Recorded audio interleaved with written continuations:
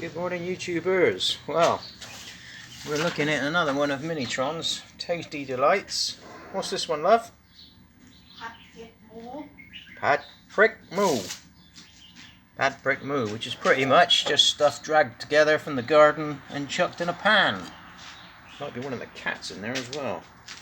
Wish it was. But anyway, so yesterday was so dark and ow! I've been attacked.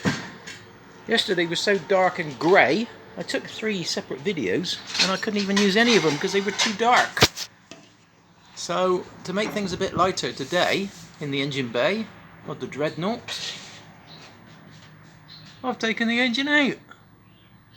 So, basically now, the engine is precariously suspended above the engine bay on a couple of bits of scrap metal and a few bits of batten.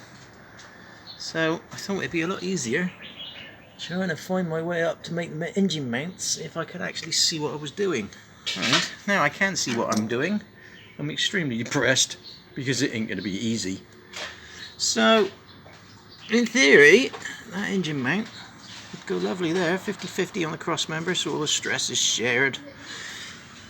But there's a turbo return pipe in the way. I could slide it down a bit,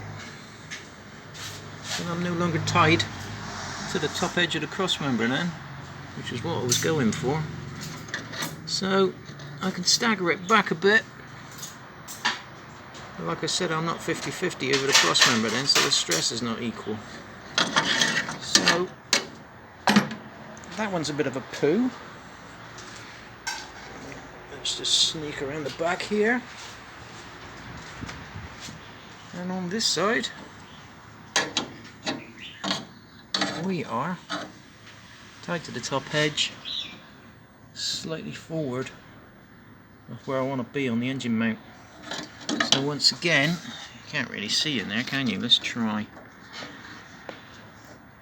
I've plated over the top of the originals just to strengthen it up. If I drop one bolt hole down through there 50-50 like that, I'm only really getting one bolt hole to take all the stress of the engine. I'd rather have it right in the middle. Although I have got the clearance with this one to get it 50-50, and I'll just stagger the engine mount struts backwards.